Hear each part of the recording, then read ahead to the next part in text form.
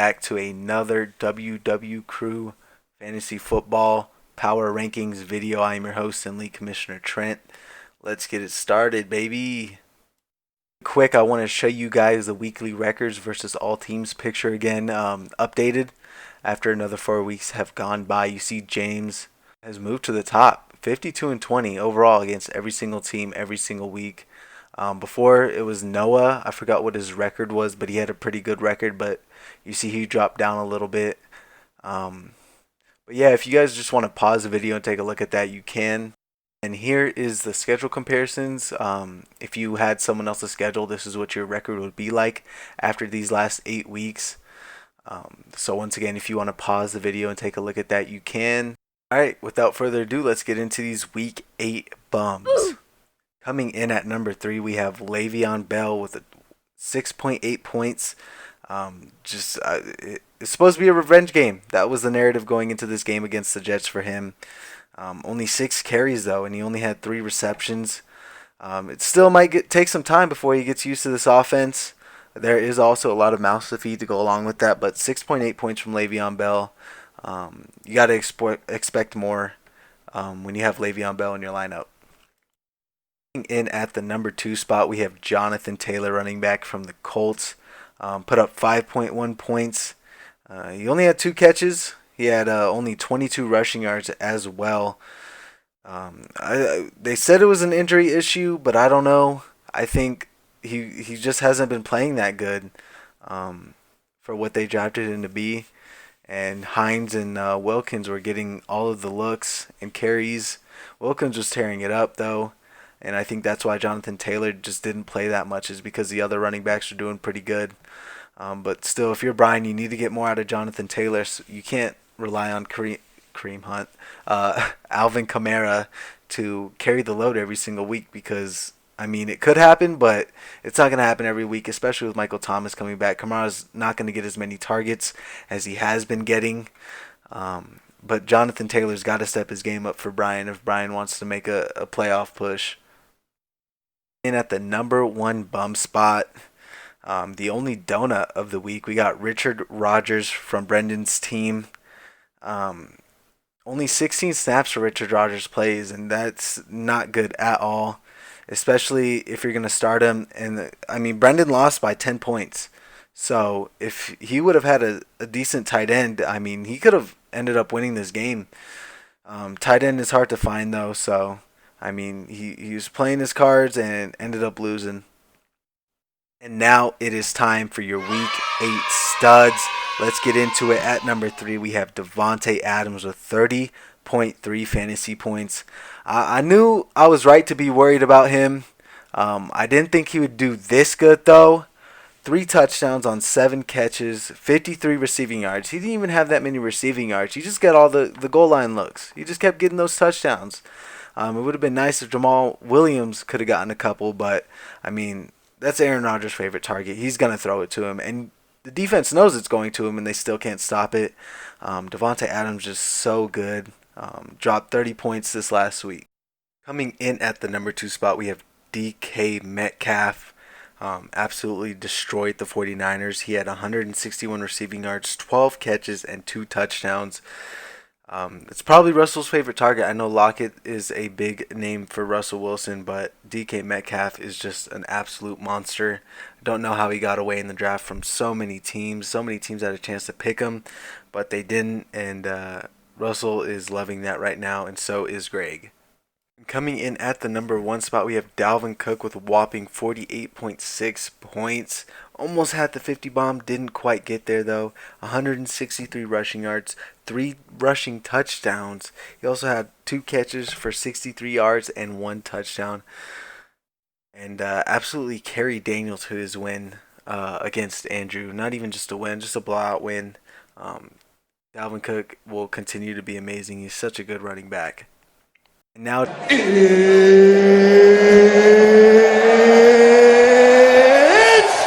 time! Your Week 9 power rankings. Let's get into it. At number 10, we have Dakota. Tough week this last week for Dakota. 78 total points. It was, don't get me wrong, it was a very horrible week for fantasy. It felt like no one was putting up points, especially in that first half of the morning games. It felt like everyone was only at like 40 points um, total. Um, it was just a terrible week for fantasy. I mean, I'll give him that, but this team is. He doesn't have any starting running backs. The running backs that he has are all part of like a committee of some sort. I mean, besides Chase Edmonds, who should get most of the looks in Arizona with Kenyon Drake's injury, wide receivers very lackluster for Dakota. They're just not doing anything. Juju had a good last half of the game last week. Good fourth quarter for Juju this last week. But Russell Wilson's just going to continue to be the most productive player for Dakota. I just don't see anyone else stepping up. And with a big game coming up this week, with his season pretty much on the line, we'll see if he can have a very good week. In at the number 9 spot, we have Andrew. Andrew was unable to try and save his season this last week. Another blowout loss to Daniel. Daniel blew him out in the playoffs, in the first round of the playoffs last year, and then came back and just blew him out in the one time they played this season as well. But Andrew has some players coming back from bye now, so his team is looking up. And with a favorable matchup against Dakota, he has another chance to save his season. So we'll have to see. Drew Brees is battling a shoulder injury right now. So we'll have to see. He has Joe Burrow on bye. So if Brees is out, he's going to have to go looking through the waiver wire, or free agents, I should say, and pick up some scraps off of there. But his team doesn't look that bad. With Kenny Galladay out, Marvin Jones should be serviceable for him. Yeah, but nonetheless, he has another chance this week to save his season against Dakota. In at the number 8 spot, we have Daniel. I wanted to move Daniel up a little bit in the rankings, but I just saw nowhere to put him. So he stays at number 8 again this week. Dalvin Cook, though. Oh, my goodness. Dalvin Cook, I don't think he even dropped 40 for me last year, but here you go. He's dropping 48.6 points for Daniel, leading him to a blowout victory over Andrew. I mean, Daniel's team is not that bad. Once he gets Mixon back, he should be back after the bye, which is this week, actually. So once he gets Mixon back, he should be good to go in terms of running back. His wide receivers are studs. Chris Godwin might be out again this week, though. He's got the quarterback issue, though, for Daniel. That's his main concern, is the quarterback. He looks like he's rolling Big Ben against a poopy Dallas defense this week. But we'll see if Chris Godwin goes. If so, then he should be set at wide receiver this week. And it also looks like Melvin Gordon has a great matchup against Atlanta. So we'll see if Daniel can keep it going now. Keep that playoff push alive and save his season. Coming in at the number 7 spot, we have Noah. He had a very clutch win on Monday night against Brendan. Got just enough to get the job done. And now looking forward to week 9. He gets Hopkins and Mark Andrews back. His team is looking pretty nice, except for the fact that he was going to roll out Stafford. But with Stafford being placed on the COVID list, things are not looking that good for Noah at the quarterback position. He's pretty much in the same boat as Daniel. I mean, unless he wants to roll Ryan Tannehill out against the Chicago Bears and their very good defense. We'll have to see, though. He's still waiting on Eckler to get back, and Miles Sanders should be back after this bye. So maybe after this week, I think he could afford to lose this week and still be in the hunt for a decent playoff spot, because he will have Sanders back, and then Eckler should be back in a couple of weeks as well. But once he gets Sanders back, he has a little bit more flexibility in terms of who he's starting at running back. But once again, it was a big week for Noah this last week, getting that win. That was a big win. He needed that. We'll have to see if he keeps it up in week 9. Coming in at the number 6 spot, we have Greg. Greg had a big blowout win as well, facing the lowest scoring team of the week, I believe, which was Dakota. And he gets Murray back, Kyler Murray back from bye week. Running back is going to be a little bit issue with Kareem Hunt on a bye. So he has to roll out McKinnon and Naheem Hines again. We'll have to see, though. Michael Thomas should be back this week. I don't know what's going on, if it's actually an injury or not. But If it's not, then Michael Thomas should be back this week. They can't afford to not have Michael Thomas out again this week. It's a big game against Tampa Bay. DK Metcalf's gonna be tearing it up again. Um, Trevor Davis White's probably gonna be on him, but DK Metcalf is pretty much a mismatch on any corner that guards him. Jamison Crowder's. We'll have to see about Jamison Crowder. He hasn't played the last couple of weeks. Um, with T.J. Hawkinson questionable, it looks like he's rolling out Eric Ebron. We'll have to see.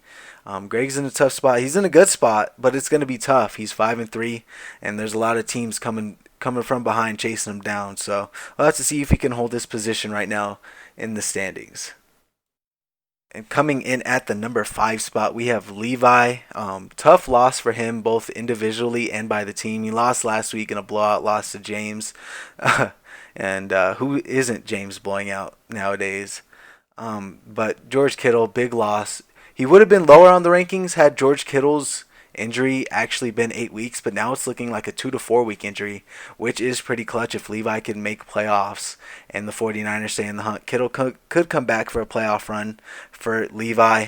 Ezekiel Elliott, though, is not doing him any favors. I mean, Cowboys are all banged up, and teams are probably just stacking the box against them. I don't think I've watched a Cowboys game since Dak Prescott got hurt. So, um, yeah, Ezekiel Elliott has not been that good. David Montgomery's been pretty serviceable though as his running back too. He's been needing him to step up. He looked good against the Saints this last week. Julio's just going to keep getting the looks. We already know that. He needs to find a wide receiver too. Greg Ward is on bye. Um, and then he's not going to play T.Y. Hilton. I mean, he's pretty much droppable at this point. T.Y. Hilton is irrelevant now with Phillip Rivers. Phillip Rivers does not throw the deep ball, and when he does, it gets picked off. So, but yeah, no, it looks like Ronald Jones has also lost his job to Fournette after that fumble on Monday. Um, we'll have to see if Chris Carson comes back for Levi. Levi's in a tough spot. He's 4-4. He's in the middle of the playoff race right now, and he can't afford to have these players underperforming and being injured. So we'll have to see how he does this week and if he can get back on track. Coming in at the number 4 spot, we have Brendan. Brendan with a tough loss this last week by about 10 points. He does get Deshaun Watson back this week, though, so that will be big for him. Josh Jacobs, though, ever since that first week, he's just been underperforming. I mean, but outside of the week 5 against Kansas City, he hasn't even put up over 15 points since week 1. So Josh Jacobs definitely underperforming. James Conner just keeps freaking. I mean, he got a touchdown last week, but he should have a lot more touchdowns if I'm being honest, and he just keeps getting them vultured. But DJ Moore, another horrible week for DJ Moore. I mean, wasn't bad, 7.5 points. But as your wide receiver one, you're gonna need more than that, and it looks like he's had 4 good weeks and 4 bad weeks. So pretty even line there after 8 weeks. We'll see if he can finish off the season strong for Brendan. And then Brendan's tight end issues. I mean, it seems like everyone has tight end issues if you don't have Kelsey. FU James. Just had to get that in there. But yeah, no, everyone has tight end issues right now. So, I mean, it's pretty much just start who you have and hope that they can get 10 points. But we'll see if Brendan can get back on track and get his 6th win of the season here in week 9. At the number 3 spot, we have Brian. And Brian moved up pretty big amount here in these rankings. Big win by him. He needed that. He was so close to being 3-5, and then his team came back and won it. Devontae Adams is going to continue tearing it up. It looks like he's benching Evans this week, though, so we'll see. Evans has either hit or miss games against the Saints, so I understand that. And it also looks like he's benching Jonathan Taylor this week, and I can understand that as well. I mean, we don't know what that situation in Indianapolis is looking like going into this week. Kamara should be a stud. It looks like he has like all of his players pretty much playing in prime time. Oh wait, no, he benched Evans, so he won't be playing. But he does have Brady, Kamara going on Sunday night, and then also Devontae Adams on Thursday. So we'll have to see. He's looks like he's rolling out Deontay Johnson, who looks good on paper, but I don't know, man. Ever since week 2 and week 7, he hasn't really done outside of week 2 and week 7, I should say. He hasn't really done anything. He has been hurt though, so I mean we'll give him that. And then Justin Jefferson had Jair Alexander on him this last game, so I mean he's been pretty much lockdown corner this season, probably the best rated corner um, here in 2020. So we'll see if Brian can win back-to-back games. He's got a tough matchup against Brendan this week, so it'll be interesting to see how that one goes down. Both of these teams need to win that game, so it'll be interesting for sure. And at the number 2 spot is me. I know I lost, but my team is getting back together, and I like to look towards the future when I do rankings a little bit. So, I mean, I get Christian McCaffrey back. Aaron Jones hopefully is back and plays against the 49ers on Thursday. And I also have Antonio Brown ready to fill in. I get James Robinson back from bye, which is clutch because I don't even know if Aaron Jones is playing. So that'll be a key play if Aaron Jones is out. And James Robinson, I mean, he's the 5th ranked running back right now. And he has some good matchups coming up.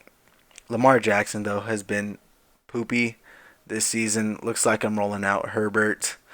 And Tyreek Hill with 25 points this last game almost got me the win. But I was unable to pull it off. Like I said, my team's looking bright these next couple of weeks. Just got to put the pieces together and hope that they can stay healthy. And I don't think there's even James. I don't think there's a team that can beat me. If my whole team is healthy, I don't see anyone stopping me. I know I kind of sound a little cocky there, but it's true. I believe it, and we'll have to see if I can get back on track here in week 9. And if you didn't know who the number 1 team is, you haven't been paying attention these last couple of weeks. For the 3rd straight week, we have James. James is making a run. He's trying to go for that number 1 spot and try and tie Brian's record here. If he finishes the number 1 spot on power rankings rest of the season, I mean, I think Brian had like 8 straight weeks this last year or something like that. It might have been 10. But no, Brian dominated the last season. Didn't win the ship though. But James, I don't even know what to say anymore, man. Everyone's gonna pop off for this team. He has a very good roster. I don't know what to say that hasn't already been said. Outside of an injury or a missed game due to COVID or something, I mean, I don't. It's gonna be hard to see this team lose anytime soon. So we'll just have to wait and see what happens. But other than that, I mean, this team should continue dominating. I don't see why this team wouldn't. So it'll be interesting. We'll see if James can keep it up. Now it is time for your Week 9 Game of the Week, brought to you by Hefty. This game belongs in the trash, but seasons are on the line here, so this one is going to be a slobber knocker, as they say. We got number 10 Dakota versus number 9 Andrew. Some key matchups we're looking for: Russell Wilson versus Drew Brees. If Drew Brees goes, I don't know yet, so we'll see. He'll probably play. It is a big game. And then we got Juju Smith-Schuster versus Terry McLaurin. Big wide receiver matchup there. They got 2 good matchups for those wide receivers, so they should be putting up points. And then we got Noah Fant versus Jared Cook. Cook coming off a big game this last week. I think it was his best game of the season so far. And then Noah Fant is going to be getting targets. Drew Lock is back and slinging it. So it'll be a fun matchup. I don't want to say that whoever loses is completely out because there's a lot of things that can happen to other teams. But just based on points for, which is the tiebreaker to get into playoffs, is points. Even if these teams win out, one of these teams wins out, whoever wins this game, it's going to be tough. They're going to have to put up a lot of points to even get close to whoever would be that 6th seed to get the tiebreaker. So whoever wins this game, I think they either need to win out or win 4 out of their last 5 games to even have a shot. So, I mean, I'm pretty much counting out whoever loses this game is out. So it is a big game, and that is your Week 9 Game of the Week. Alright guys, that's going to do it for this week's Power Rankings. Hope you enjoyed, and as always, keep on grinding. I just wanted you to watch me dissolve slowly.